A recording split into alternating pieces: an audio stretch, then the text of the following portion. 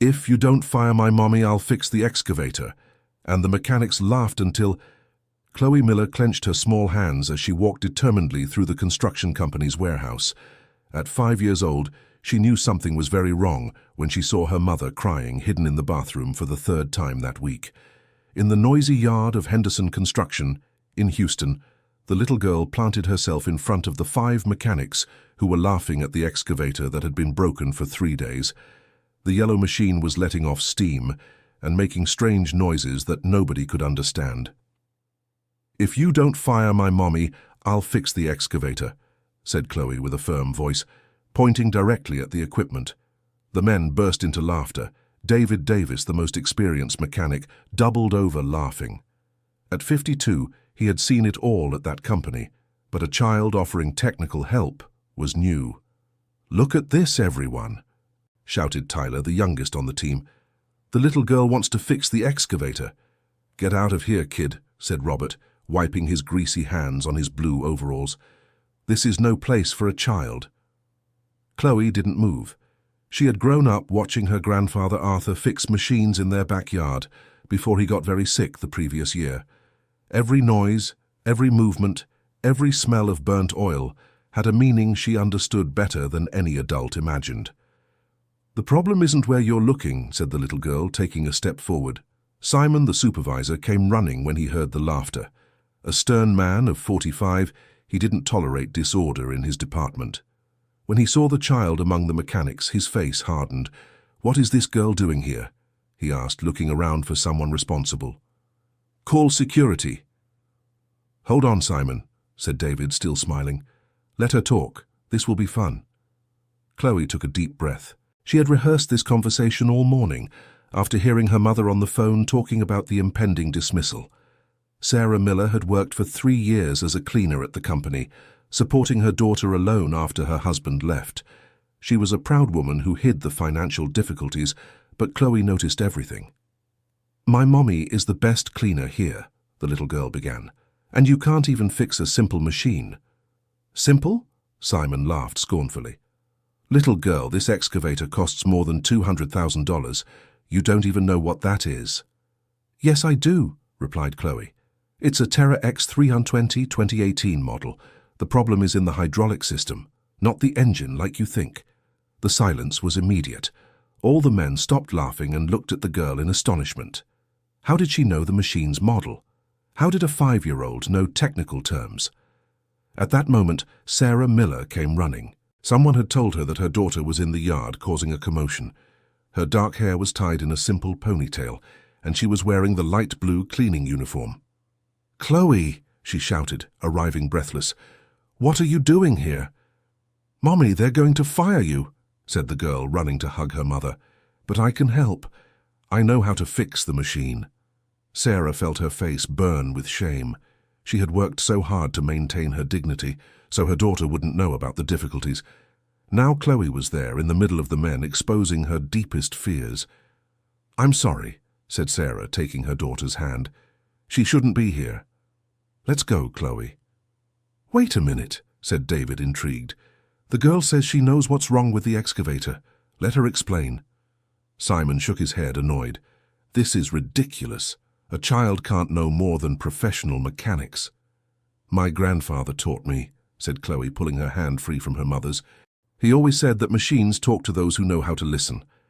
Arthur White had been the best mechanic in the region for over 30 years. Before falling ill, he would spend hours in the backyard of the simple house he shared with his daughter and granddaughter, fixing tractors, trucks, and heavy equipment. Chloe was his constant companion, absorbing knowledge like a sponge. "What nonsense," murmured Simon. "Let's stop this foolishness and get back to work." "1 minute," a deep voice interrupted. Everyone turned to see William Henderson approaching. The company owner, a 60-year-old man with graying hair, rarely visited the yard. His immediate presence changed the entire group's dynamic. "What's going on here?" asked William, observing the scene with curiosity. "Mr. Henderson," Simon stepped forward, nervous. "It's just a commotion. An employee's daughter came into the yard and said she can fix the excavator," completed David with a smile on his face. William looked at Chloe, then at the broken machine, then back at the girl. In his 40 years in the construction business, he had learned not to dismiss possibilities without at least considering them. "And you really think you can fix our excavator?" he asked, bending down to the child's level. "I can, sir," replied Chloe without hesitation. "But you have to promise you won't fire my mommy." Sarah felt tears coming to her eyes. Her daughter's innocence and determination moved and worried her at the same time. She didn't want Chloe to carry the weight of adult responsibilities. "My daughter shouldn't be here," said Sarah, her voice trembling. "Please, ignore what she's saying." "Actually," said William thoughtfully, "we've been trying for 3 days to figure out what's wrong with this machine. If she really knows something, it doesn't hurt to listen." Dear listener, if you're enjoying the story, please take a moment to like and especially subscribe to the channel. It really helps us who are just starting out, now continuing. Simon crossed his arms, clearly displeased. "Mr. Henderson, with all due respect, this is a waste of time. We have deadlines to meet." "That's exactly why I'm here," replied William. 3 days of delay have already cost $50,000 in contract penalties.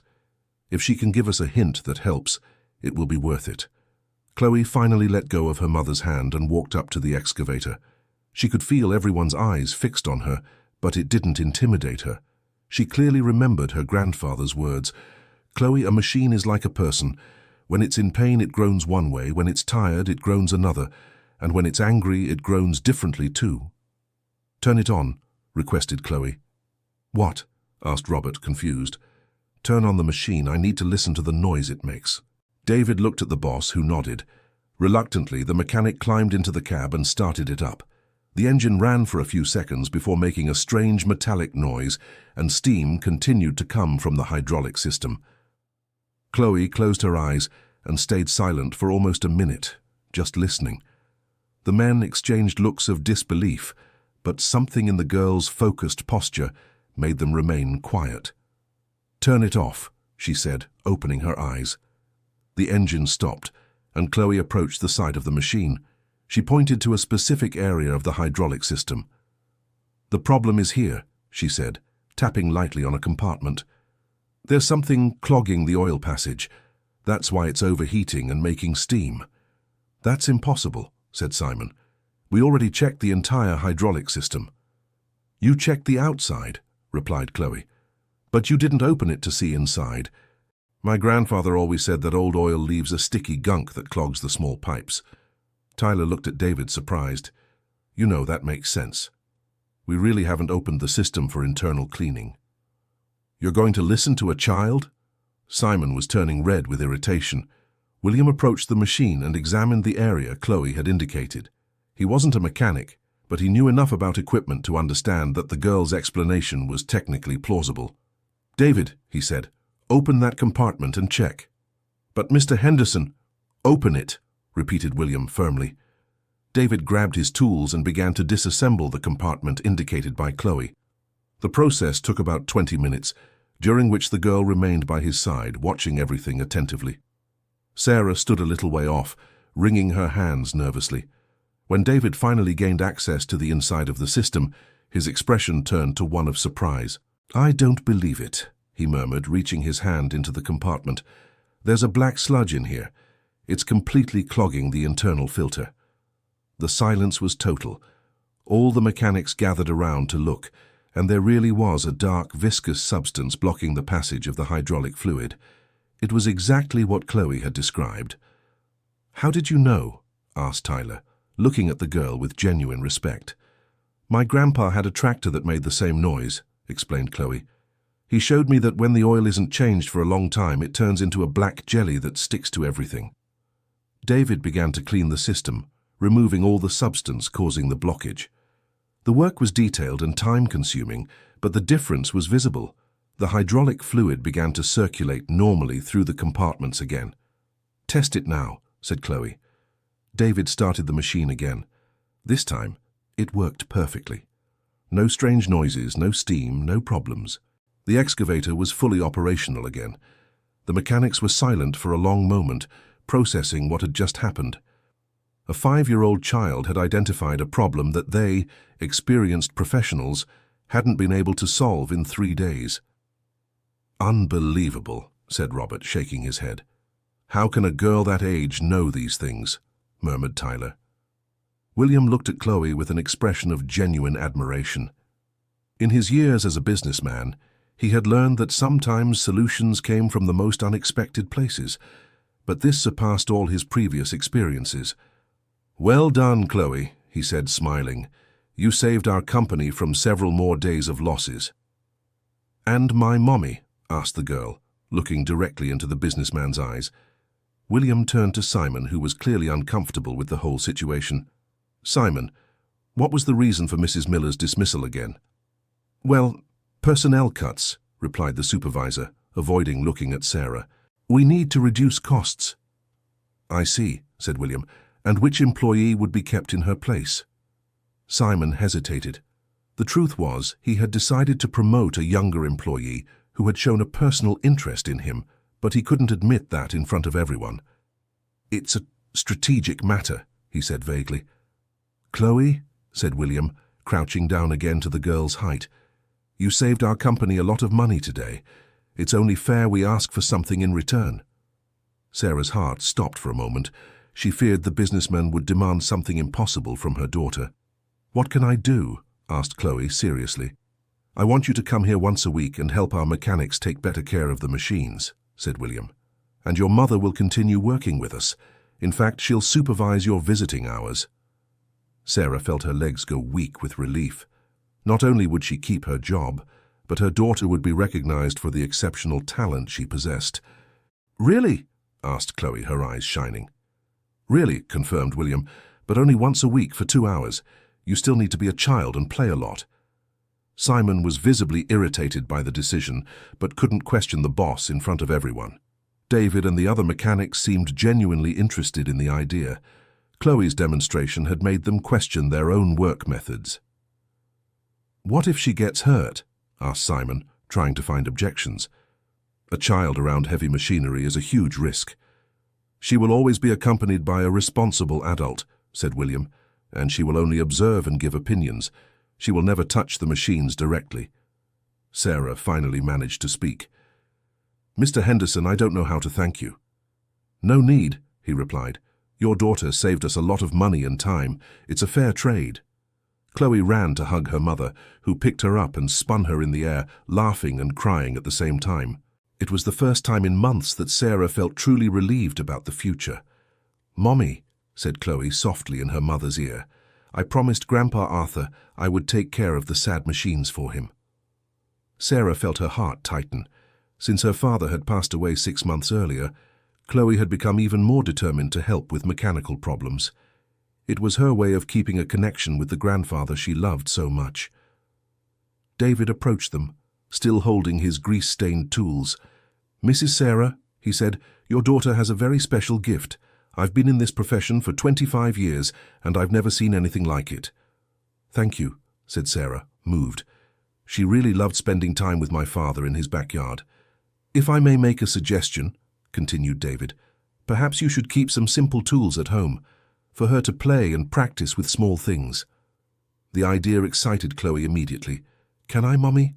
Can I have tools like Grandpa's? Sarah smiled through her tears. Of course, my love. We'll buy a small set just for you. William watched the interaction between mother and daughter with a thoughtful expression. As a businessman, he knew how to recognize unique talents. But he was also a grandfather and understood the importance of protecting a child's childhood. David, he said, I want you to be responsible for supervising Chloe's visits, and I want a detailed report on each session. Yes, sir, replied David, visibly honored by the responsibility. Simon remained clearly displeased, but kept a neutral expression. He knew that questioning the boss's decision further could put his own job at risk. What about the staff cuts? Asked Simon. Cancelled, replied William. At least for now. If we can improve our maintenance efficiency, we won't need to fire anyone. It was a relief not only for Sarah, but for all the employees who were worried about the stability of their jobs. The company had been through tough times in recent months, and the threat of layoffs had been hanging over everyone. Chloe, said William, would you like to see other company machines? The girl's eyes lit up. Can I? Of course. David, show her our equipment, but only showing without touching anything. As David guided Chloe and Sarah through the other equipment in the yard, William pulled Simon aside for a private conversation. Simon, I want to better understand this story about the staff cuts, said William in a serious tone. Mr. Henderson, our costs are high and you decided that Mrs. Miller would be the first to be fired. Why exactly? Simon hesitated. He couldn't reveal that his motivations had more to do with personal preferences than professional criteria. She is a good employee, he admitted reluctantly, but we can always find someone younger and less expensive. I understand, said William, clearly not convinced. Let's talk about this later in my office. The tone of voice made it clear it wasn't an invitation, but an order.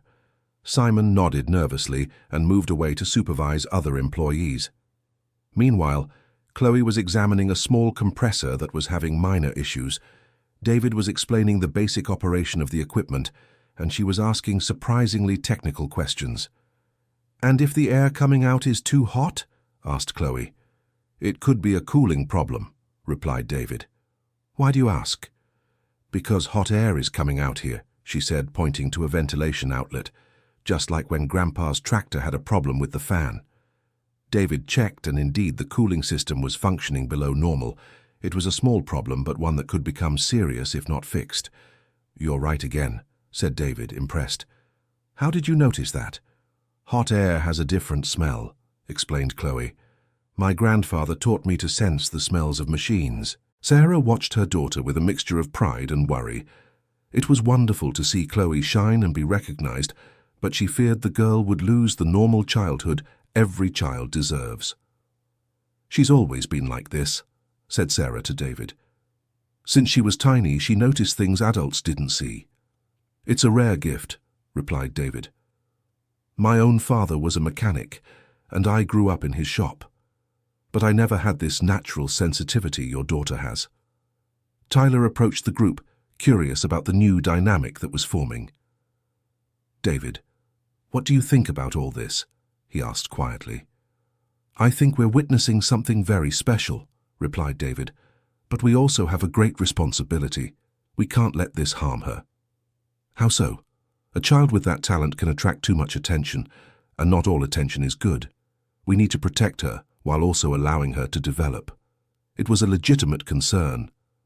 News about child prodigies had the potential to attract media, the curious, and even people with bad intentions. The family would need to be careful. Chloe, oblivious to the adults' worries, continued exploring the equipment with genuine curiosity. Each machine told a different story through its sounds, smells, and movements. This one is sad, she said, pointing to a cement mixer that was idle. Why sad? Asked David, interested in the girl's perception. Because it hasn't been used for a long time. Machines get sad when they don't work. It was a surprisingly accurate observation. That specific cement mixer had been idle for weeks due to a minor problem no one had prioritized fixing. And do you know what would make it happy again? Asked David, testing Chloe's knowledge. The girl approached the cement mixer and walked around it, observing carefully. After a few minutes, she stopped and pointed to the engine. The belt is too loose, she said. Just like my aunt's washing machine. When it gets loose, it can't spin right.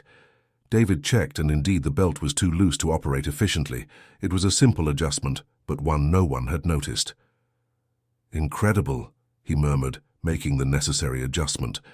In a few minutes, the cement mixer was working perfectly again. Chloe smiled contentedly, as if she had really helped a mechanical friend feel better. Mommy, said Chloe, can I come here every week for real? If Mr. Henderson allows it, yes, replied Sarah, looking at the businessman. Of course you can, said William, who had returned from his conversation with Simon. In fact, I'm thinking of creating a special preventive maintenance program based on what we learn from you. The idea was revolutionary for a traditional construction company. Normally, equipment was only fixed when it broke down. The proposal for maintenance based on sensory observation was completely innovative. How would it work? Asked David, interested. Chloe would teach us to identify problems before they become serious, explained William. We'd save a lot of money by avoiding major breakdowns. And would you be willing to teach the mechanics, Chloe? Asked David. I can teach what my grandfather taught me, replied the girl, serious. He always said that good knowledge has to be shared. Sarah felt her eyes well up again. Chloe's words were almost identical to what her father used to say. It was as if Arthur were present through his granddaughter, sharing his wisdom even after he was gone. Then it's decided, said William. Starting next week, Chloe will come every Thursday morning for 2 hours. David will be responsible for safety and supervision. Simon approached the group again, still visibly upset about the whole situation. Mr. Henderson, I would like to document that I consider this a dangerous precedent, he said formally. Allowing children in the work environment could create legal problems. Your concern is noted, replied William curtly, but the decision is made, and I want you to give all the necessary support for the program to work. The tone left no room for discussion. Simon nodded reluctantly and walked away again, clearly planning some way to sabotage the initiative. Chloe, said William, do you have any questions about your new job here? Is it a real job? Asked the girl, curious. It's a real job. You will help take care of the machines and teach other people. And will I earn money like Mommy? William smiled. He hadn't thought about the compensation issue, but the question made sense. Let's think of something special for you, he said. Maybe not money, but gifts or benefits that a girl your age would enjoy more. Can I earn tools? Asked Chloe, excitedly. Tools are a great idea, agreed William. David, arrange a set of appropriate children's tools for Chloe. With pleasure, sir, replied David. While the adults discussed the practical details of the arrangement, Chloe approached the excavator she had fixed again. She put her hand on the side of the machine and closed her eyes, as if listening to something no one else could perceive. Now she's happy, said the girl, smiling. She's not in pain anymore. It was a childish way to describe the machine's condition, but everyone understood what she meant. The equipment was running smoothly, without the noises and problems that plagued it before. Sarah approached her daughter and took her hand. Chloe, we need to go now. Mommy still has work to finish. Okay, said the girl, waving to all the mechanics. See you Thursday. Dear listener, if you're enjoying the story, please take a moment to like and especially subscribe to the channel. It really helps us who are just starting out, now continuing. As mother and daughter walked away, David turned to his colleagues with a thoughtful expression. Guys, I think our lives have just changed, he said. For better or worse? Asked Robert. I don't know yet, admitted David. But one thing is certain. We're going to have to rethink everything we know about maintenance. Tyler shook his head, still processing the day's events. A 5-year-old child taught us something we haven't learned in decades on the job, he said. How is that possible? Maybe because she doesn't have thinking vices, suggested Robert. We always look at machines the same way. She looks with fresh eyes. It was an interesting observation. Experienced professionals sometimes develop blind spots, always following the same procedures and ignoring signs that might be obvious to someone with a different perspective. What impresses me the most, said David, is how she described the problems. Sad machine, machine in pain. It's a completely different way of thinking about equipment. And it worked, added Tyler. I can't deny it worked. William, who had been listening to the mechanics' conversation, joined the group. That's exactly what I want to explore, he said. This different approach could revolutionize our operation. Mr. Henderson, said David, may I make a suggestion? Of course. Maybe we should document everything Chloe teaches us, create a manual based on her methods. Great idea, agreed William. Would you be responsible for this documentation? It would be an honor, replied David. Simon watched the conversation from afar, growing increasingly irritated with the attention being given to a child. In his opinion, it was a farce that would only disrupt the company's normal functioning. For the rest of the afternoon, the mechanics tested other equipment, following some of the observations Chloe had made. To everyone's surprise, they found small issues in 3 different machines. Issues that could have become serious if not identified early. This is disturbing, said Robert to David. A child identified more problems in an hour than we did in a week. I don't see it as disturbing, replied David. I see it as an opportunity to improve. But what about our professional pride, our experience? Our pride should be in doing the best work possible, said David. If a child can help us do that, we should be grateful, not too proud to learn. It was a difficult mindset shift for some of the older mechanics. They had spent decades building reputations based on experience and technical knowledge. Accepting that a child could have valuable insights challenged their professional identities. Tyler, who was the youngest on the team, seemed more open to the idea. Personally, I'm excited, he said. If we can learn this different way of listening to the machines, we'll become much better mechanics. And what if it makes us dispensable? Asked Robert, expressing a real fear. On the contrary, replied David, if we become better at what we do, we become more valuable, not less. William, who continued listening, decided to intervene. I can assure you no one will be replaced because of this program, he said.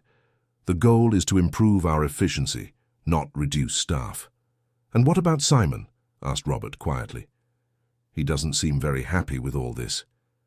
Simon will have to adapt, replied William firmly, or find another place to work. The message was clear. The business owner was fully committed to the new initiative and would not tolerate internal sabotage. Meanwhile, at home, Sarah and Chloe talked about the day's events over a simple dinner of chicken, mashed potatoes, and corn. Chloe, are you sure you want to go to the company every week? Asked Sarah. Yes, Mommy, replied the girl excitedly. I like helping the machines, and Mr. David is nice. And you won't forget to be a child, right? To play with your dolls and watch cartoons? I won't forget, promised Chloe. I'll do both things. Sarah smiled, but her worry remained. As a mother, she wanted to protect her daughter from excessive responsibilities. At the same time, she recognized that Chloe had a special gift that deserved to be developed. Mum, said Chloe, suddenly serious, do you think Grandpa Arthur would be proud of me? Sarah felt a lump in her throat. I'm sure he would be, sweetheart.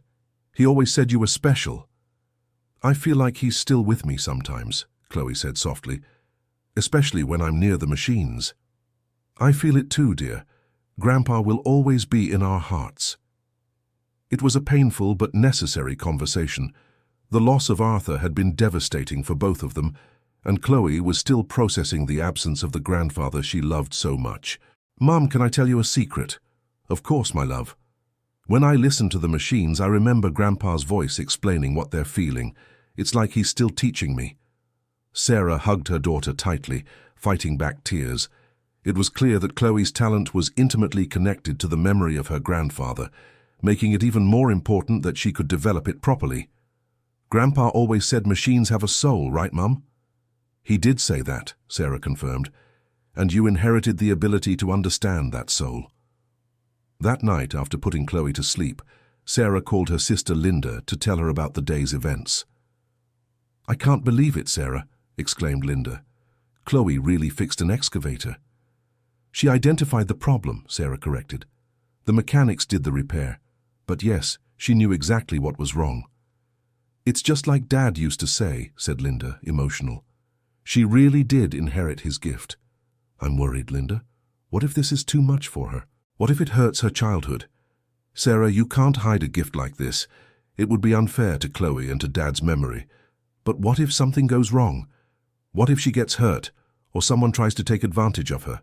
Then you protect her, but don't stop her from being who she is. The conversation helped Sarah organize her thoughts. It was natural to be afraid, but depriving Chloe of developing her talent would be a greater injustice. The following Thursday, Chloe woke up before her alarm, excited for her first official day as a company consultant. Sarah had bought a small set of child-sized tools, and the girl was radiant, carrying her new pink tool bag. I'm ready, Mom, announced Chloe, already dressed in comfortable work clothes. Easy, my love, it's still very early, said Sarah, smiling at her daughter's eagerness. When they arrived at the company, David was already waiting in the yard with a friendly expression. Good morning, Chloe, he said, crouching down to greet her. Ready for your first official day of work? Very ready, the girl replied, showing her tool bag. What a beautiful bag, David praised. Can I see your tools? Chloe opened the bag with pride, revealing a complete set of child-sized tools: screwdrivers, pliers, a small hammer, wrenches, and even a flashlight. "Do you like it?" she asked, eager for approval. "They're perfect for you," said David. "Shall we start our work?" Sarah watched the interaction with tenderness. It was clear that David genuinely cared for Chloe and wasn't just following orders. "Mr. David," said Sarah, "can I speak with you for a minute?" While Chloe examined a small nearby drill, Sarah and David spoke privately. "I want you to know that I trust you," said Sarah, "but if you notice any sign that this is becoming too much for Chloe, please tell me immediately." "You can count on it, Mrs. Sarah. I have 3 granddaughters her age. I know how to look after children. And what if other employees become hostile or jealous? I'll handle it," David assured. "Chloe will be protected here." Satisfied with the assurances, Sarah said goodbye to her daughter and went to tend to her own tasks at the company. David started the day by showing Chloe the weekly maintenance plan. It was a list of all the equipment that needed to be checked regularly. "Normally we follow an order," he explained. "We start with the bigger machines and then move to the smaller ones." "What if we started with the saddest ones?" suggested Chloe. "How do we identify which ones are saddest?" Chloe thought for a moment. "We can walk past all the equipment and I listen to each one. Then I make a list from the saddest to the happiest." It was a completely different approach, but David decided to try it. They spent the first hour walking around the yard, with Chloe listening to each machine and making observations. "This one is very sad," she said, stopping in front of a small tractor. "It's making a crying noise." David started the tractor, and there really was a strange noise he hadn't noticed before. It wasn't serious enough to cause an immediate problem, but it indicated premature wear. "And this one?" he asked, pointing to a front-end loader. Chloe approached and lightly touched the bodywork. "This one is tired, but not sad. It just needs to rest a little." David checked the machine's operating hours and discovered it had been running for 5 consecutive days, close to the recommended limit for routine maintenance. "Incredible," he murmured. "You're identifying problems that our instruments would take days to detect." Dear listener, if you're enjoying the story, please take a moment to like and especially subscribe to the channel. It helps us a lot as we're just starting out. Now continuing. As they continued the inspection, other mechanics began to gather, curious about Chloe's method. "How does she do that?" Tyler asked David. "Honestly, I don't know," replied David, "but it's working." Robert watched from a distance, still skeptical. "It might just be coincidence," he muttered to himself. As if she had heard, Chloe turned to him. "Mr. Robert, would you like me to listen to your favorite machine?" Robert hesitated. He mainly operated a backhoe loader that he knew like the back of his hand. If there was any problem, he would certainly know. "All right," he said, guiding Chloe to his equipment. The girl walked around the backhoe loader, stopping at different points to listen. After a few minutes, she stopped and looked at Robert. "She's worried," said Chloe. "Worried about what?" "About something in her arm," said the girl, pointing to the excavator's hydraulic arm. "Like when we get an ache in our arm after carrying too much weight." Robert tested the hydraulic arm and noticed it was indeed a bit slower than normal. It was a subtle problem he had attributed to normal wear, but it could indicate the beginning of an issue in the hydraulic system. "You might be right," admitted Robert, reluctantly impressed. "The movement has been heavier the last few days." "If you take care of it now, she won't get a real ache," said Chloe, with her childlike but technically correct logic. David noted everything in a notebook he had brought specifically to document Chloe's insights. "Chloe, how did you learn to talk to machines like this?" "My grandpa said machines are like big pets," she explained. "If you pay attention, they tell you how they're feeling." "And did he teach you to identify different types of feelings?" "He taught me that a pain noise is different from a tired noise, and an angry noise is different from a scared noise." It was an emotional taxonomy applied to mechanics, a completely unique way of diagnosing equipment problems. "Can you teach us these differences?" asked Tyler, genuinely interested. "I can," said Chloe seriously, "but you have to promise you'll be kind to the machines." "What do you mean, kind?" "Not forcing them to work when they're sick, and always thanking them when they do a good job." The mechanics exchanged glances. The idea of thanking machines seemed strange, but there was an underlying logic. Well-cared-for equipment lasted longer and worked better. "All right," agreed David. "We'll learn to be kind to the machines." The rest of the morning was dedicated to an improvised course where Chloe tried to teach the mechanics to identify different types of sounds and vibrations. It was a frustrating process at times, because what was intuitive for her required a lot of effort from the adults. "Listen," she said, turning on a compressor with a minor problem. "Do you hear how it's whispering instead of talking normally?" The men concentrated, trying to perceive the subtle difference in the engine sound. "I think I hear it," said Tyler, uncertain. "When a machine whispers, it's because it's ashamed," explained Chloe. "It knows it's not working right, but it's trying to hide." It was a childish analogy, but one that accurately described an engine running below normal capacity. "And when it's angry?"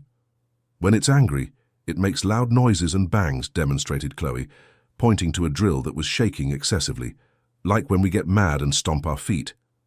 David tested the drill and confirmed there was a balancing problem causing the excessive vibrations. "And when it's sad?" "When it's sad, it moans softly," said Chloe, with a melancholic voice, "like us when we're crying but trying not to make noise." She led the men to a generator that was emitting a low, constant sound, almost like a lament. "This one is very sad," said the girl. "I think it's because nobody has used it for a long time." David checked the records and discovered the generator really hadn't been used for weeks. Equipment that sits idle for long periods can develop problems from lack of use. "Let's turn it on for a few minutes," suggested David, "so it can feel useful again."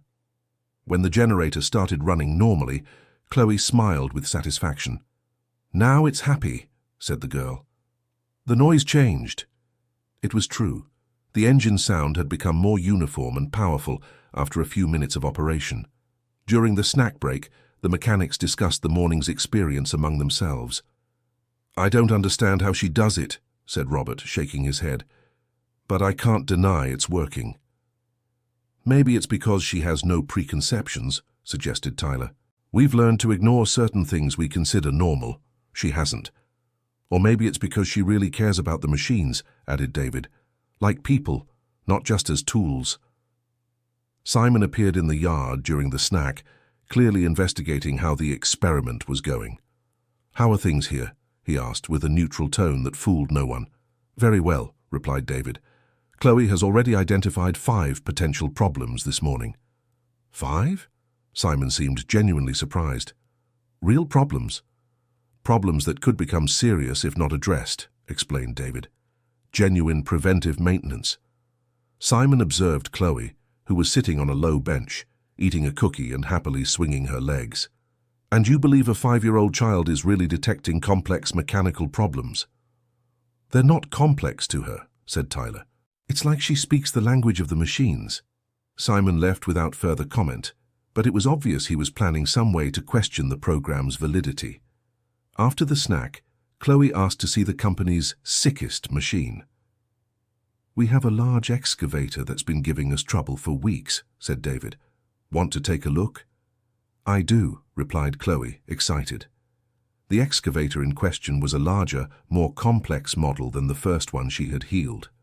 The problem was intermittent. Sometimes it worked perfectly.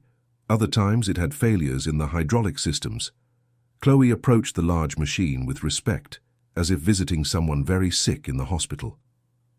"Hi," she said, gently touching the side of the excavator.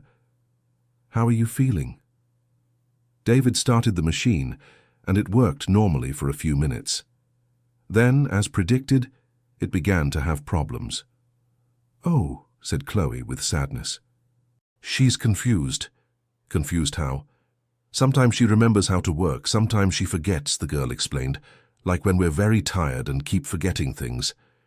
It was a surprisingly accurate description of an intermittent failure, which is one of the most difficult types of problems to diagnose. "And what makes her confused?" Chloe walked around the machine, stopping to listen at different points. After several minutes, she stopped near the control panel. "It's here," she said, pointing to a specific area. "Sometimes her nerves don't work right." David examined the indicated area. It was the machine's electrical control center, where the main electronic circuits were located. "You think it's an electrical problem?" asked David. "I think it's like when my aunt's TV keeps flickering," said Chloe. "Sometimes it works, sometimes it doesn't, because there's a loose wire." David disassembled the control panel and found exactly what Chloe had described, a loose electrical connection causing intermittent failures. "Unbelievable," he murmured, fixing the connection. After the repair, the excavator worked perfectly during a 1-hour test, without any failure. "Now she remembers exactly how to work," said Chloe, satisfied. The news of the success spread quickly through the company. In no time, there was a small group of employees watching Chloe work. William arrived at the yard late in the morning, drawn by the talk about the extraordinary progress on Chloe's first official day. "How is our pilot program going?" he asked David. "Mr. Henderson, in 4 hours she identified 7 different problems," replied David, showing his notes. "Problems that our traditional methods would take days or weeks to detect." 7 problems? William looked at Chloe with renewed admiration. "And they were all real?" "All confirmed," said David. "Genuine preventive maintenance that will save the company thousands of dollars." William approached Chloe, who was drawing on a piece of paper David had given her. "Chloe, what are you drawing?" "I'm drawing the happy and sad machines," she replied, showing childish but surprisingly detailed drawings of different equipment. "And what's the difference between a happy machine and a sad one in your drawing?" "The happy one has a smiling mouth and the sad one has a crying mouth," explained Chloe, as if it were obvious. "And the happy one has a red heart, and the sad one has a blue heart." William studied the drawings more closely. Although they were clearly made by a child, there were precise technical details in the machine schematics. "Chloe, would you like to make more drawings like these?" he asked. "I can make a whole book," said the girl excitedly. "A book to teach other people how to take care of the machines." The idea fascinated William. A preventive maintenance manual based on Chloe's unique perspective could be revolutionary for the industry. "That would be a wonderful project," he said. "David, add this to the program's objectives." Simon watched from a distance, growing increasingly irritated with the attention and resources being dedicated to a child. In his opinion, this was becoming a circus that would harm the company's seriousness. "Mr. Henderson," said Simon, approaching, "can I have a private word?" William motioned for David to continue supervising Chloe and followed Simon to a more secluded corner. "I'm worried about the legal implications of all this," said Simon. "What if something happens to the girl? What if she gets hurt?" "She's being supervised constantly," replied William, "and she's not operating any equipment directly." "But what about liability? What if the other employees start questioning why we're giving so much attention to a child?" William studied Simon carefully. "It seems to me your concern is more personal than professional." "How so?" "You're bothered because a child is identifying problems that you and your team failed to detect." Simon turned red. "That's ridiculous." "Is it?" "Because it seems to me you're more interested in protecting your ego than in improving our operation." The conversation was interrupted by shouts coming from the yard. William and Simon ran to see what was happening. Robert was gesturing animatedly near a tractor, while Chloe was pointing at something in the engine. "What happened?" asked William. "Chloe just prevented this tractor from catching fire," said Robert, clearly shaken. "She said it was very angry and asked me to turn it off immediately." "And?" "When I turned it off to check, I found a fuel leak right near the overheated engine," explained Robert. "A few more minutes and we would have had a serious fire." William looked at Chloe, who seemed a little frightened by all the commotion. "How did you know there was danger?" he asked, crouching down to the girl's height. "The tractor was screaming with anger," explained Chloe, "and it smelled like something bad, just like when Mommy forgets a pot on the stove." It was a childlike analogy that perfectly described the signs of an overheated engine with a fuel leak. "Chloe, you may have saved lives today," said William, moved. The girl smiled timidly, not fully understanding the gravity of the situation, but sensing she had done something important. David approached, carrying a fire extinguisher he had brought as a precaution. "Mr. Henderson, I think we need to rethink our safety protocols," he said. If Chloe can detect dangerous situations before they become critical, we can prevent serious accidents. Simon watched everything in silence, wrestling internally between admitting the program's value and maintaining his opposition. The situation that had just been avoided could have resulted in serious injuries and enormous costs for the company. "David," said William, "I want you to document everything that happened today, and I want a full analysis of the costs that were avoided through Chloe's identifications." "Yes, sir," replied David. "By my preliminary calculations, we've already saved at least $15,000 in major repairs and downtime." "In 4 hours?" asked William, impressed. "In 4 hours," confirmed David. William looked around the yard, seeing employees discussing the day's events animatedly. There was a different energy in the air, a feeling of discovery and possibility that hadn't existed before. "Chloe," he said, "are you tired?" "A little bit," admitted the girl, "but I can still listen to more machines if you want." "I think that's enough for today," said William, smiling. "You did an exceptional job."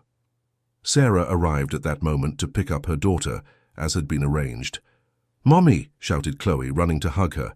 "I helped lots of machines today, and I stopped one from catching fire." Sarah looked at the adults, worried. "Fire?" David quickly explained what had happened, emphasizing that there was no real danger because the problem was detected in time. "Our daughter has an extraordinary gift," William said to Sarah, "and today she proved that this gift can save lives." Sarah hugged Chloe tighter, feeling a mix of pride and apprehension. It was wonderful that her daughter was being recognized and valued, but also frightening to think of the responsibilities this could bring. "How did she behave?" Sarah asked David. "Like an experienced professional," he replied. "Serious when needed, always curious and genuinely concerned with the well-being of the equipment and the people." "And next week?" "Next week we'll start the illustrated preventive maintenance manual," said William, "based on Chloe's methods." As mother and daughter prepared to leave, Simon approached William one last time. "Mr. Henderson, I need to admit I was wrong," he said reluctantly. "What I witnessed today cannot be ignored or dismissed." "Does that mean you'll support the program?" Simon hesitated, wrestling with his wounded pride. "I'll do my job," he said finally. "But I want it on record that I still have concerns about precedents and protocols." "Your concerns are noted," replied William.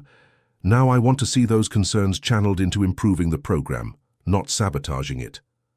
After everyone had left, David stayed alone in the yard, reorganizing his tools and reviewing the day's notes.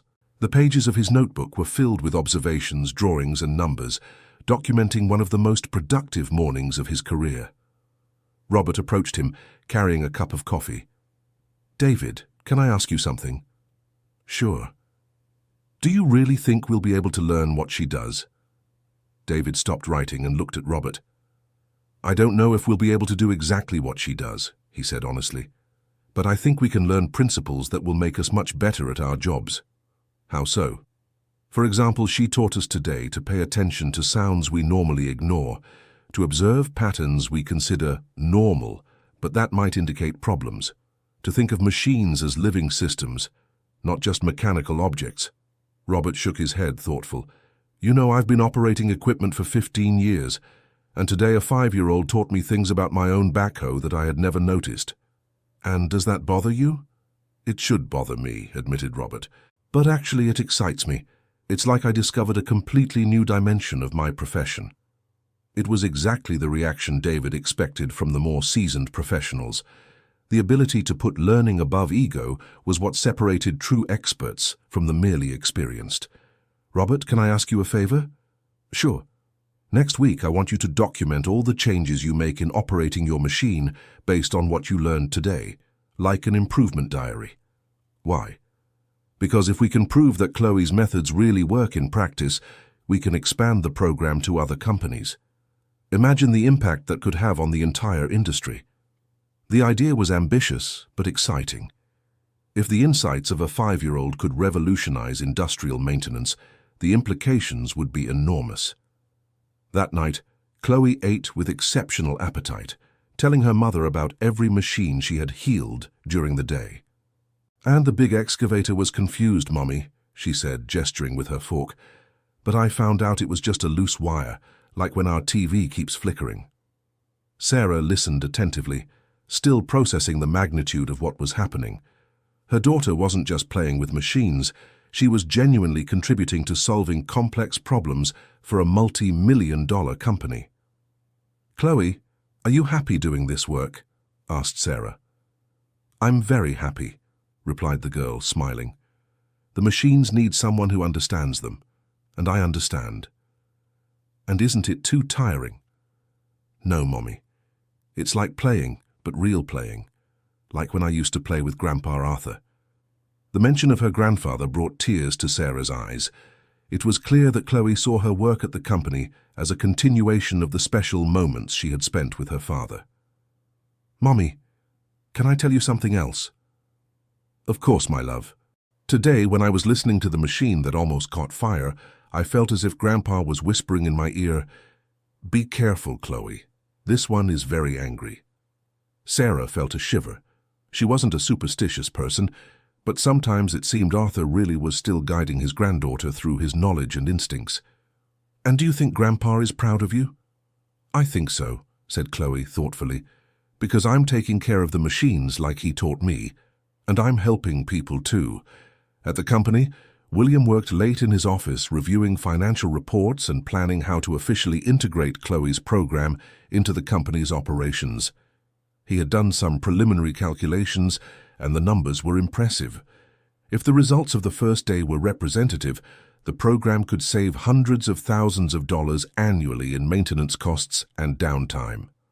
But there were considerations beyond the financial ones.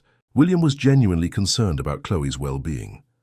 As an experienced businessman, he knew that excessive exposure and pressure could harm a child, no matter how talented she was. He decided to call a friend who was a child psychologist to discuss best practices for working with gifted children. "William, what you're describing to me is truly exceptional," said Dr. Samuel Thompson after hearing the account. "But there are important protocols to follow." "What kind of protocols?" "First, strictly limit exposure time. Children her age primarily need to play and develop normal social skills. Second, ensure she is not being pressured to perform. And third, monitor for signs of stress or anxiety." "And what about the aspect of the talent itself?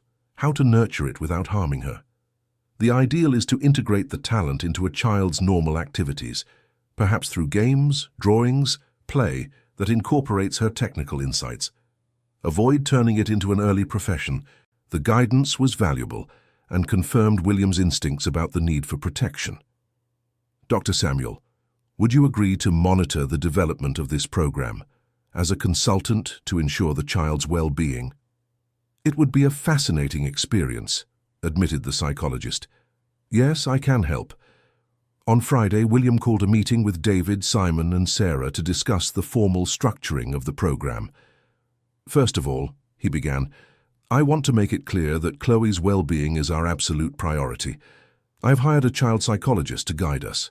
Sarah immediately felt more at ease. "Thank you, Mr. Henderson. That was my biggest concern." "David, how do you assess the first day?" "Exceptional in every aspect," replied David. "But I agree we need clear protocols to protect Chloe." Simon, who had spent the night reflecting on the events, decided to contribute constructively. "I suggest we create a specific environment for her to work in," he said. "A smaller, more controlled workshop, where she can examine parts and components without being exposed to the risks of the main yard." The suggestion surprised everyone with its sensibility and consideration. It was clear that Simon had truly changed his perspective. "Excellent idea," said William. "Simon, would you be responsible for designing this space?" "With pleasure," replied Simon, seeming genuinely excited about the task. Sarah watched the conversation with gratitude. Seeing all those professionals genuinely concerned about her daughter moved her deeply. "There's one more thing I want to discuss," said William. "I received 3 calls from other companies interested in the results of our program. The news is spreading." "Is that good or bad?" asked Sarah, worried. "It could be both," admitted William. "Good, because it validates the program's value. Bad, because it could bring pressure and unnecessary attention." David leaned forward. So I suggest we keep everything internal for now, at least until we have consistent data over several months. I agree, said Simon. We need to protect both the program and Chloe from excessive expectations. The meeting ended with a clear plan. Chloe would continue coming once a week, always accompanied by David, working in the new workshop that Simon would design. Dr. Samuel would evaluate her development monthly, and everything would be documented for future analysis. Over the weekend, Chloe played normally with her dolls and watched cartoons, but she also drew several happy machines that she proudly showed to her mother. This one is a machine that sews, she explained, showing a drawing of an industrial sewing machine. It's singing because it likes to make pretty clothes. And this one? This is a machine that makes bread, said Chloe, pointing to another drawing. It's laughing because it likes when people eat the warm bread. Sarah realized her daughter was naturally expanding her mechanical empathy to machines she saw in daily life, not just heavy construction equipment. Chloe, would you like to visit other places where machines are working? I would, replied the girl, excited. I want to meet machines that make different things. It was an interesting idea. Perhaps Chloe's talent could be applied in other industrial sectors, not just construction. On Monday, Simon worked enthusiastically on the design of the new workshop for Chloe. He had spent the weekend researching appropriate work environments for children and consulting safety standards. David, what do you think of this? He asked, showing a detailed plan. The proposed workshop was small but functional, with workbenches at an appropriate height for a child, safe and adapted tools, and adequate ventilation and lighting systems. There was even an area with toys and books for when Chloe needed to take breaks. Simon, this is incredible, said David admiringly. You really dedicated yourself to this. You know, David, when I stopped to think about what happened last week, I realized I was being petty, admitted Simon. A child taught us valuable things, and I was more worried about my ego than the benefit for everyone. It was a display of professional maturity that David hadn't expected from the supervisor. And what changed your perspective? My grandson, said Simon, smiling. He's 7 years old and is always making observations that surprise me. Sometimes children see things that we adults miss because we're too fixed in our preconceived ideas. On Tuesday, the new workshop was ready. It was a welcoming and functional space that seemed more like a play lab than a traditional industrial environment. William personally inspected every detail before approving it. Simon, you've exceeded my expectations, he said. This space is perfect. Thank you, Mr. Henderson. I want Chloe to feel safe and comfortable here. On Thursday, Chloe arrived at the company, eager to see her new workshop. When David opened the door and she saw the space, her eyes lit up with joy. Is this all mine? She asked, amazed. This is your special workspace, confirmed David. Mr. Simon designed everything with you in mind. Chloe ran to Simon and hugged him, leaving the man visibly moved. Thank you, Mr. Simon, she said. It's the most beautiful place in the world. I'm glad you like it, replied Simon, his voice a bit choked up. The workshop was equipped with various parts and components that Chloe could examine without risk. There were small engines, hydraulic pumps, simple electrical systems, and a variety of tools adapted for her small hands. Where would you like to start today? Asked David. Chloe explored the space for a few minutes, carefully touching each available piece of equipment. Finally, she stopped in front of a small engine that had been disassembled for educational purposes. This engine is sleeping, she said. Can I wake it up? Of course, said David. But first, let's learn how to wake up an engine safely. The day's session was dedicated to teaching Chloe the basic safety procedures and the correct techniques for examining disassembled equipment. David was impressed with how quickly she absorbed technical information. David, look at this, said Chloe, examining the engine parts. This little piece is sad. She pointed to a specific component, a piston that showed subtle wear that David hadn't noticed. How do you know it's sad? Because it has little scratches, like when we get hurt and get a scar, explained Chloe. And it's not shining like the other pieces. David examined the piston in more detail and confirmed that there was indeed premature wear that would compromise the engine's performance. Chloe, can you tell why this piston wore out more than the others? The girl studied the parts for a few minutes, comparing the damaged piston with the others. I think it worked much harder than its friends, she said. like when only one person carries something heavy instead of everyone helping. It was a perfect analogy for load imbalance between components. And how can we prevent this from happening again? You have to make all the pistons work the same, replied Chloe, as if it were obvious. Then none get too tired. David noted everything down, fascinated by how Chloe could identify and explain complex problems using simple yet technically precise language. Dr. Samuel arrived mid-morning for his first evaluation of Chloe and the work environment. He observed discreetly while she interacted with David and the equipment. "How are you feeling working here?" he asked Chloe during a break. "Very good," she replied, smiling. "It's like playing, but playing to help." "And do you get tired?" "Just a little bit," admitted Chloe. "But it's a nice tired, like after playing a lot at the park." The psychologist observed that she showed no signs of stress or pressure. On the contrary, she seemed genuinely happy and engaged with the work. "Chloe, what do you like most about being here?" "I like listening to the machines tell me how they're feeling," she said, "and then helping them feel better." "And what do you like least?" Chloe thought for a moment. "Sometimes I get sad when a machine is in a lot of pain and I don't know how to help." It was an answer that demonstrated genuine empathy and a realistic sense of her own limitations. After observing for 2 hours, Dr. Samuel spoke with David and William. "My preliminary assessment is very positive," he said. "Chloe is clearly in her element here. I see no signs of pressure or anxiety." "And what about her development?" "In fact, this environment seems to be stimulating her cognitive development in a very positive way. She is learning to articulate complex thoughts, develop patience, and work collaboratively." The news reassured everyone involved in the program. "Is there any specific recommendation?" asked William. "Maintain the current balance between work and play, and perhaps consider expanding the activities to include more playful elements," suggested Dr. Samuel. "For example, turning some technical lessons into games or stories." David loved the suggestion. "I can create activities where she tells stories about the machines. That would help her process and communicate her observations better." For the rest of the morning, David tried the new approach. He asked Chloe to make up a story about the engine they were examining. "Once upon a time there was a little engine who lived in a workshop," began Chloe, entering into the spirit of the game. "He had 4 piston friends who helped him work, but one day 3 of the pistons got lazy and let the 4th one do all the work alone. And what happened? The hard-working piston got very tired and started to cry.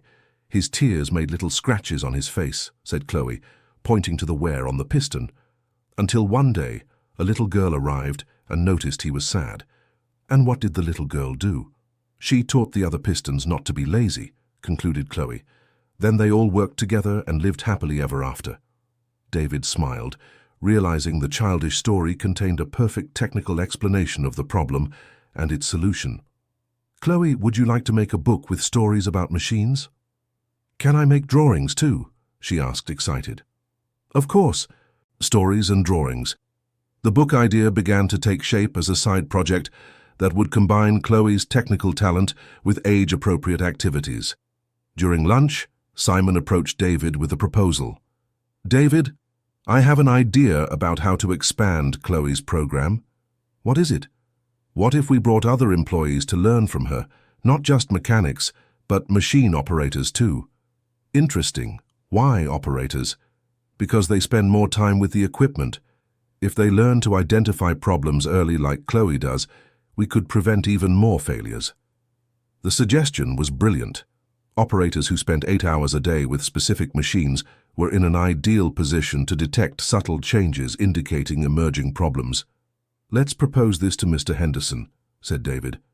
That afternoon, they presented the idea to William, who was excited about the possibility of creating a broader preventive maintenance program. "It would be like training a network of listeners throughout the company," he said. "Excellent idea, Simon." "And would Chloe be the main teacher?" "Exactly. She would teach the basic principles, and then each person would apply that in their specific area." The program was evolving from a curiosity into a strategic initiative that could completely transform the company's maintenance culture. On Friday, Chloe had her first class for a small group of volunteer employees, 3 machine operators and 2 assistant mechanics came to learn her methods. "First, you have to be friends with the machines," explained Chloe, as serious as an experienced teacher. "Machines only talk to people who really like them." The grown men listened respectfully to the 5-year-old girl, all aware of the impressive results she had demonstrated. "How do we know if we're friends with the machine?" asked Justin, an excavator operator. "You have to say hello to it every day," explained Chloe, "and always say thank you at the end of the workday." It seemed childish, but the underlying logic was solid. Operators who paid conscious attention to their equipment were more likely to notice changes and problems. "And after the hello, then you listen to what it's feeling," continued Chloe, "whether it's happy, sad, angry, or tired." She spent the next hour teaching the men to distinguish between different types of sounds and vibrations, using her childlike yet technically precise analogies.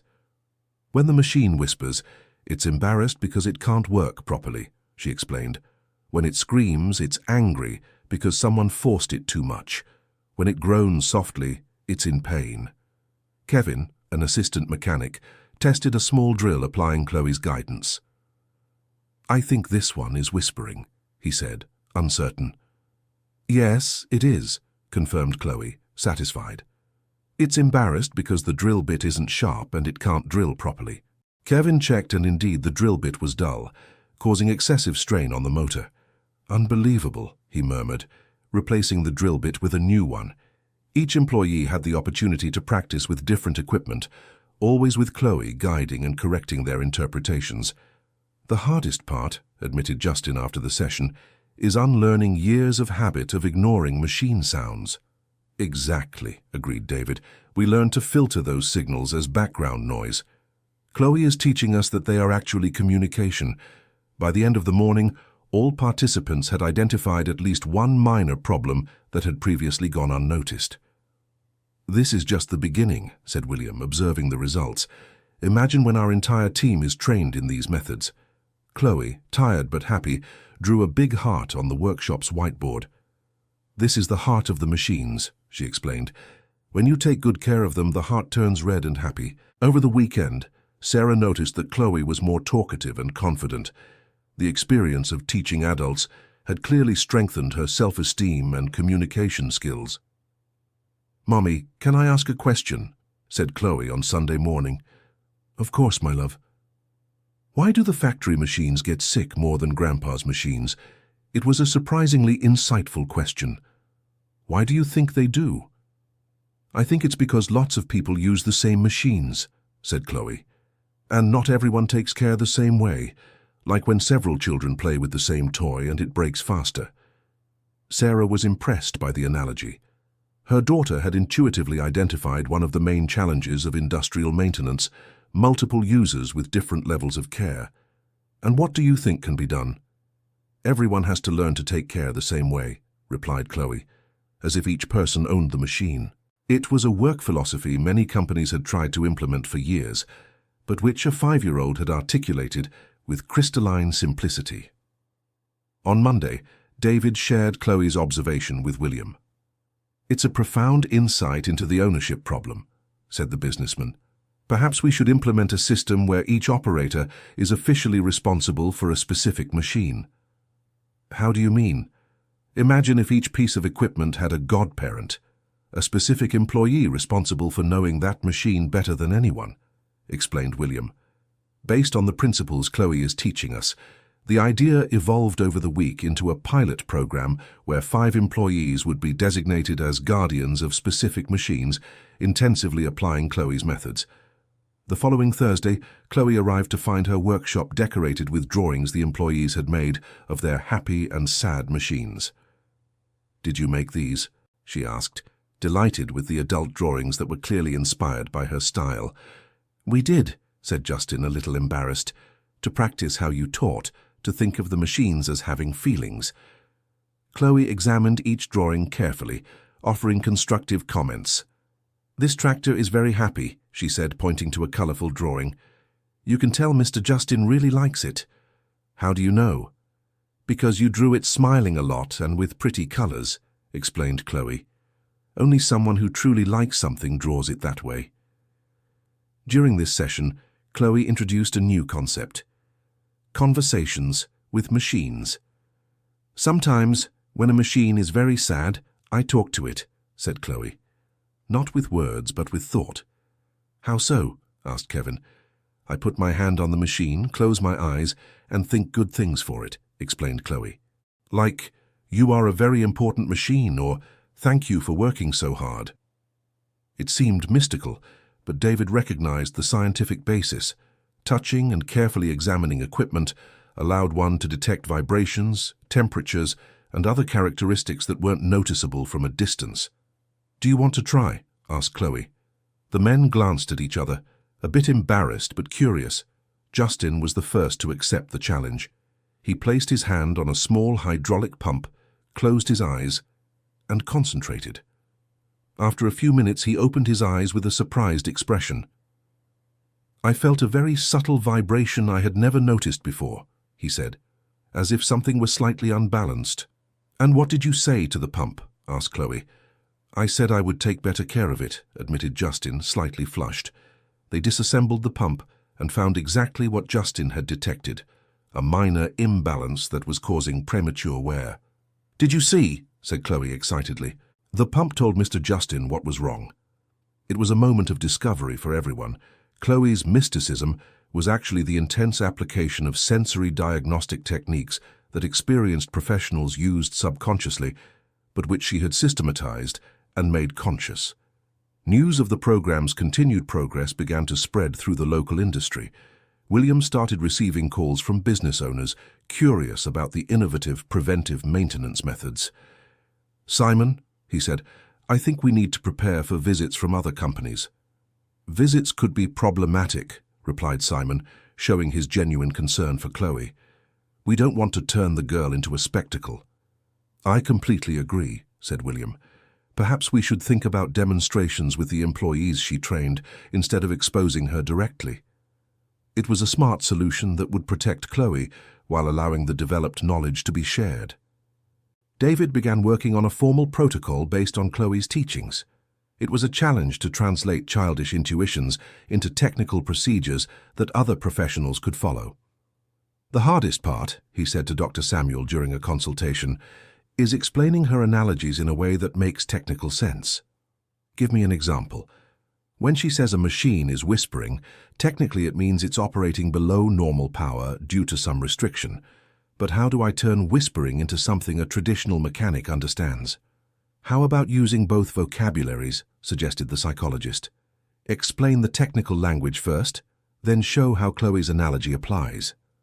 The suggestion resulted in a unique manual that combined precise technical terminology with Chloe's intuitive metaphors. During a session in the third week, Chloe demonstrated a new skill: diagnosis by smell. "This machine is scared," she said, sniffing near a small engine. "Why scared?" "Because it's making a sweat smell just like when we get scared and sweat," explained Chloe. David tested the engine and discovered it was operating at a slightly elevated temperature due to an incipient problem in the cooling system. "Chloe, how did you learn to identify problems by smell?" "Grandpa Arthur always used to smell the machines," she replied. "He said every problem has a different smell." David made a mental note to research olfactory diagnostic techniques. It was an aspect of maintenance that had been largely ignored in the modern era of electronic instruments. During lunch, Sarah joined David for a conversation about Chloe's development. "How is she behaving in the sessions?" asked Sarah.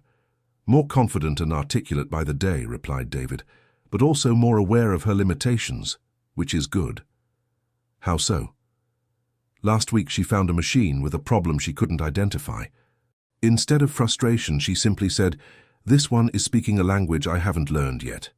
Sarah smiled. "That sounds just like her. She's always been realistic about what she knows and what she doesn't." "And is she still playing normally at home?" "Yes, but now some of her play includes taking care of her dolls, as if they were machines," said Sarah, laughing. "Yesterday she was fixing her Barbie doll because it was sad." It was a healthy sign that Chloe was integrating her professional experiences with her normal childhood activities. In the fourth week, William made an important decision: to expand the program to include domestic and urban equipment. Chloe, he said, would you like to visit other places where there are machines working? I would, she replied excitedly. What places? How about we start with the bakery in your neighborhood? They have ovens and equipment you might help take better care of. The idea of applying Chloe's insights in community settings was exciting. Small business owners rarely had access to specialized maintenance, but simple observation techniques could help them avoid costly problems. On Friday, Chloe, David, and Sarah visited Jack's bakery in their neighborhood. This is Chloe, David said to the baker. She has a special talent for understanding machines. Mr. Jack, a 60-year-old man who had operated the bakery for 3 decades, greeted the group with skeptical curiosity. A little girl who understands machines? He asked without malice. May I listen to your ovens? Asked Chloe politely. Of course, little one, replied Mr. Jack, clearly finding the situation amusing. Chloe approached the main oven, which was baking bread. She stood silently for a few minutes, listening intently. Mr. Jack, this oven is tired, she said seriously. Very tired? What do you mean, child?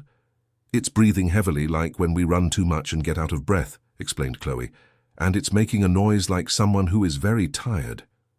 Mr. Jack paid attention, and indeed the oven was making a noise he had started to consider normal.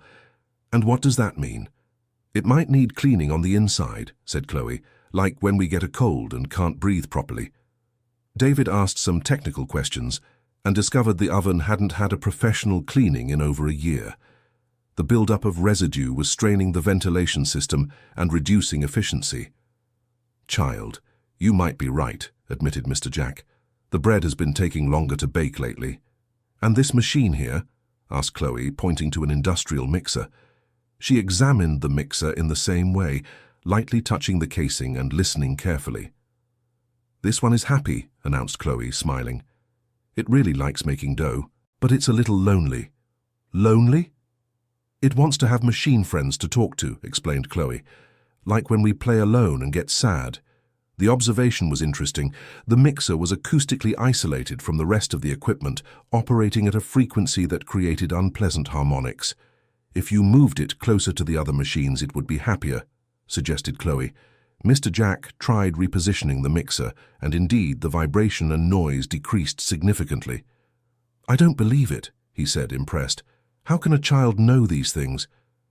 David briefly explained Chloe's methods and the results at the construction company. And you do this for free? Asked Mr. Jack, still skeptical about the offer. It's a community project, explained David. We want to see if Chloe's methods work on different types of equipment.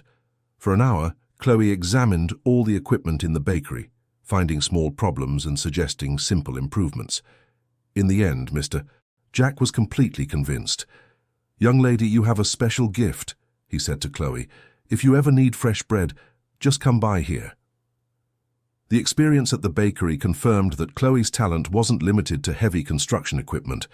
She could apply her insights to any kind of machine. On the way back, David talked with Sarah about the implications. Sarah, I think Chloe's talent is even broader than we imagined, he said. Is that good or worrying? Both, admitted David. Good because it means she can help many more people. Worrying because it might attract too much attention. It was a real dilemma. Chloe's exceptional talent had the potential to benefit many people, but it could also put her under unnecessary pressures. That night, Chloe told her mother about her visit to the bakery. Mommy, Mr. Jack's oven was very sad because no one had cleaned it for a long time, she said. Just like when we get sad when we're dirty and no one gives us a bath. And did you like helping at the bakery? I liked it a lot, answered Chloe. I want to visit more places with machines. Sarah smiled, but her worry about the future continued. How to protect her daughter from excessive expectations while allowing her to develop her gift. The following week, William received an unexpected call that would change everything. Mr. Henderson, said a woman's voice. My name is Dr. Emily Evans, from the Industrial Technology Institute. I'd like to talk about your young consultant. William felt a chill in his stomach. Academic attention was exactly what he feared. How can I help you, Doctor? We've heard extraordinary reports about a child who is revolutionizing preventive maintenance methods. We'd like to scientifically study what she does. Study how? Document her methods, perhaps run some controlled tests. This could lead to important advances in the field. William hesitated. Dr. Hemley, I need to be clear that the child's well-being is our absolute priority. She is not a study object. Of course, the researcher hastened to say. Everything would be done with maximum consideration for her age and needs. I'll talk with the family and return your call. After hanging up, William immediately called Sarah. Sarah, we need to talk. Urgently. The meeting happened that same afternoon, with Sarah, William, David, Simon, and Dr. Samuel. The situation has changed, began William. Now there is academic interest in Chloe. Sarah immediately became tense. What kind of interest? Researchers want to study her methods. This could be an opportunity or a serious problem. Why an opportunity? Asked Sarah. Because scientific validation could establish that her methods are truly revolutionary, explained David. That would make her work legitimately important. And why is that a problem? Because it could turn her into a public phenomenon, said Dr. Samuel. With all the pressure that brings. Sarah fell silent for a long moment, weighing the options. What would Chloe gain from this? She finally asked. Scientific recognition of her talent, said William, and perhaps resources to develop her abilities even further. And what would she lose? Possibly a normal childhood, admitted Dr. Samuel. Academic research can be invasive and stressful. There's a third option, suggested Simon, surprising everyone. What if we documented everything ourselves without involving outside researchers? How so? Create our own scientific record of her methods, explained Simon. That way we keep total control over the process and protect Chloe. The idea had merit. They were already documenting everything informally. Formalizing the process could provide validation without external exposure. Dr. Samuel, would that be feasible? Asked William. As long as we follow proper protocols, yes, replied the psychologist. In fact, it might be more beneficial because we maintain the familiar, safe environment that Chloe already knows. Sarah leaned forward. What about the researcher who called? We can say we're conducting our own documentation and that we'll share the results when we're ready, suggested William. That will give us time to decide the best path, agreed Sarah. No outside pressure. The decision was made. They would conduct their own scientific documentation of Chloe's methods, maintaining total control over the process.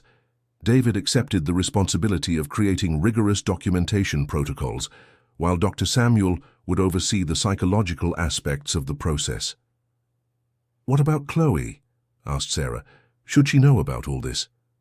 I think we should explain it in an age-appropriate way, suggested Dr. Samuel. That people have become interested in her work, but that we're making sure she stays safe. The following Thursday, when Chloe arrived for her weekly session, Sarah talked to her about the new developments. Chloe, you know that what you do is very special, right? I know, replied the girl. I take care of the machines. And now other people have become curious about how you do that, explained Sarah. But Mommy and your friends at the company are going to protect you from anything annoying. Like what? Like people wanting to ask too many questions or asking you to work too much, said Sarah. You'll only do what's fun and good for you. Chloe nodded, trusting her mother as always. During that day's session, David implemented the first formal documentation protocols. He video recorded, with Sarah's permission, some of Chloe's diagnostic techniques. Chloe, can you show me how you listen to a machine? Asked David. First I say hello to it, began Chloe, approaching a small water pump. Hello, little pump, how are you today? She placed her hand on the pump casing and closed her eyes. Now I listen with my hand and with my ear, she explained, without opening her eyes. I feel if it's hot, cold, shaking, quiet.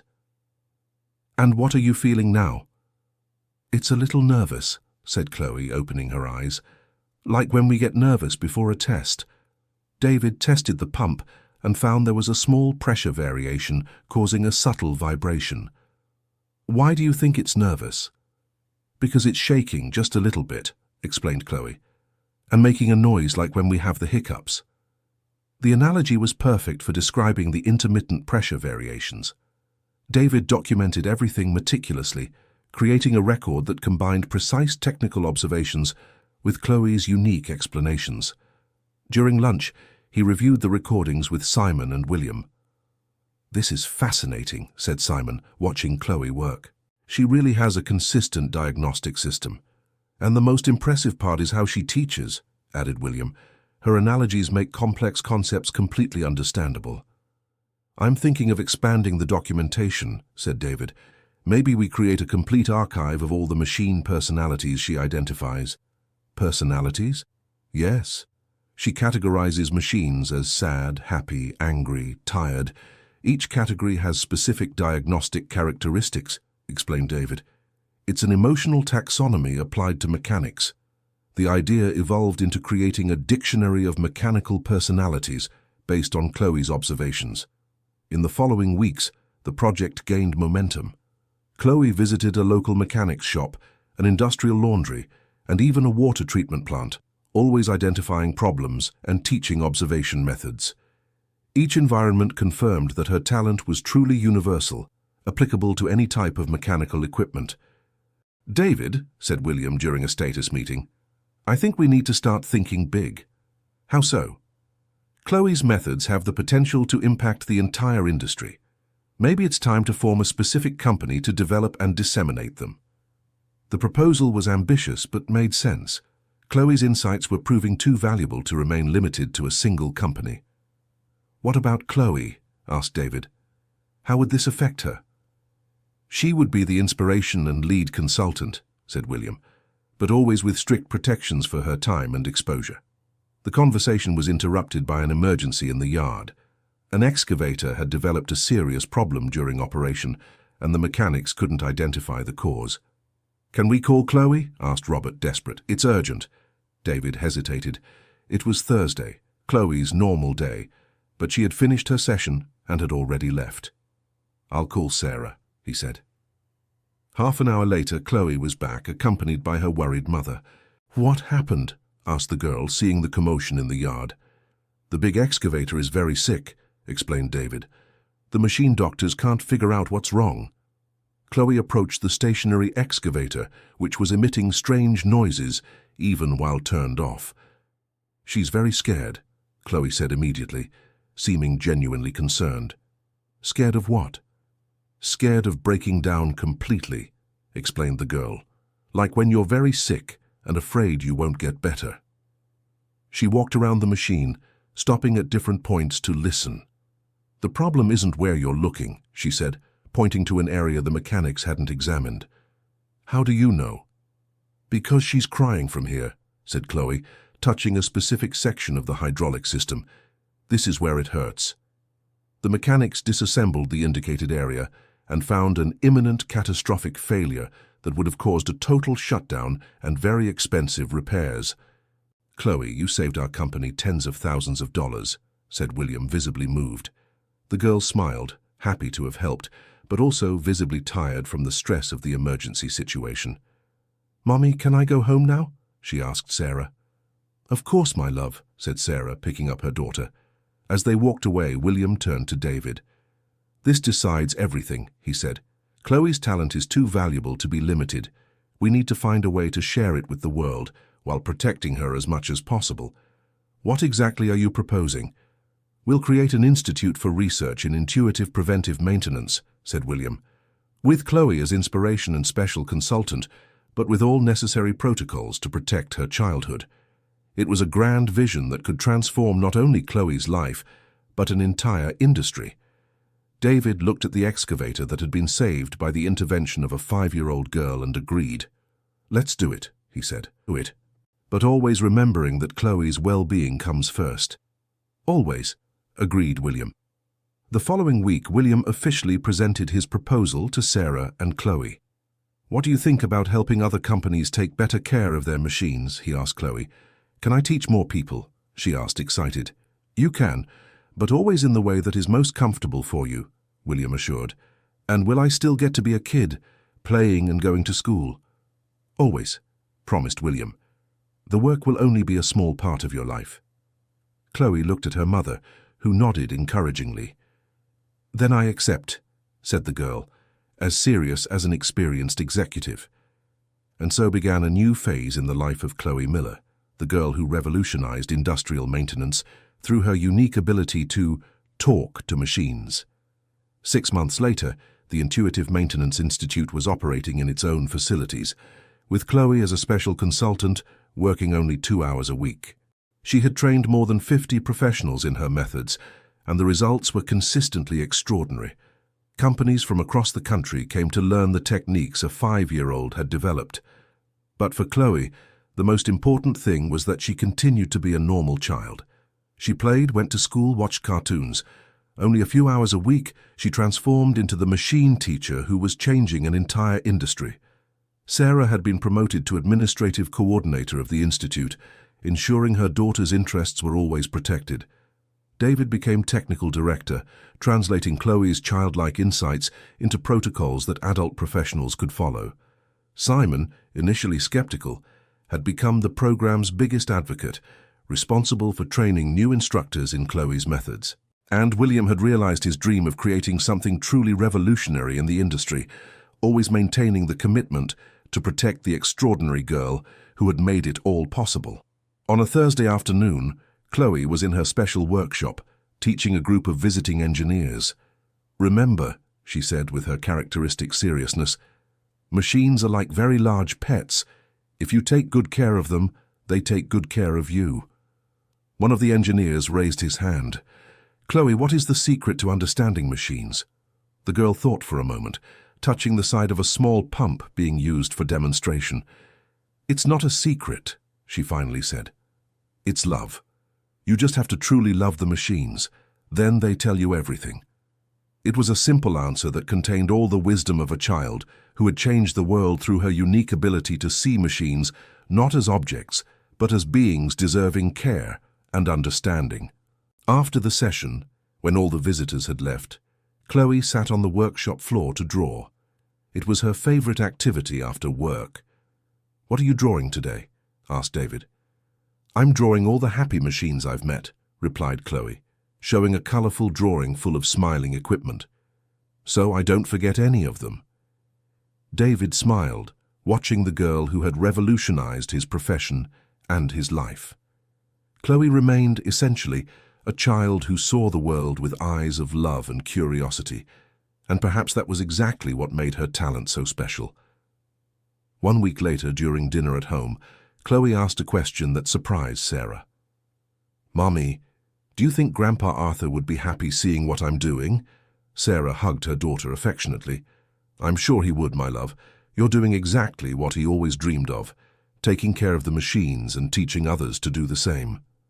"Sometimes I feel like he's still helping me," said Chloe softly. "He is," said Sarah with conviction, "through everything he taught you and the love you shared." That night, Chloe fell asleep hugging her favorite doll, dreaming of happy machines and of the grandfather who had planted in her heart the seed of a talent that would change the world. And at the company, the machines were running better than ever, cared for by professionals who had learned to listen to them through the eyes of a special child. It was the power of love applied to technology, proof that sometimes the greatest discoveries come from the purest hearts. 2 years passed. Chloe, now 7 years old, continued visiting the institute regularly, always closely accompanied by her mother and the professionals who had become her second family. One September morning, she arrived at her workshop and found a surprise, a small new machine she had never seen before. "What's this?" she asked, curious. "It's a new type of equipment that's causing problems at several companies," explained David. "No one can figure out what's wrong. Would you like to try talking to it?" Chloe approached the machine with her usual respect. She had learned that each piece of equipment had its own personality and history. "Hi," she said, gently touching the machine. "I'm Chloe. How are you?" What happened next surprised even Chloe. The machine seemed to respond in a different way, more complex than any equipment she had ever encountered. "This machine is very smart," said Chloe, impressed. "It's trying to teach me something." "Teach you what?" "What the machines of the future will be like," said the girl, with a maturity that came from years of unique experience. It wants me to learn so I can help them too. David realized he was witnessing another historic moment. Chloe was evolving alongside technology, preparing for future challenges they hadn't even imagined yet. "And do you want to learn?" he asked. "I do," said Chloe, determined, "because all machines deserve to be understood and cared for, even the ones that haven't been invented yet." In that moment, David understood that Chloe's talent wasn't just a temporary phenomenon, but an ability that would continue to evolve and contribute to the world as she grew. The girl who had started by defending her mother's job had become a bridge between humanity and technology, proving that love, curiosity, and respect were the keys to any great discovery. And her journey was only beginning. Years later, when Chloe became a young adult recognized internationally for her revolutionary contributions to intuitive engineering, she still remembered that first day in the construction company yard. The day a 5-year-old girl proved that sometimes the most extraordinary solutions come from the simplest places, from the heart of someone who genuinely cares. And every time she taught new students, she repeated the words she learned from her grandfather Arthur: "Machines are like people. If you listen with love, they'll tell you everything they need." It was a lesson that had transformed not only her life, but the entire world. End of story. So, dear listener, what did you think of this touching story about Chloe and her special gift? Do you believe children can teach us important things about the world around us? Share your thoughts on this journey of love, determination, and discoveries in the comments below. Don't forget to leave your like and subscribe to the channel for more touching stories like this one.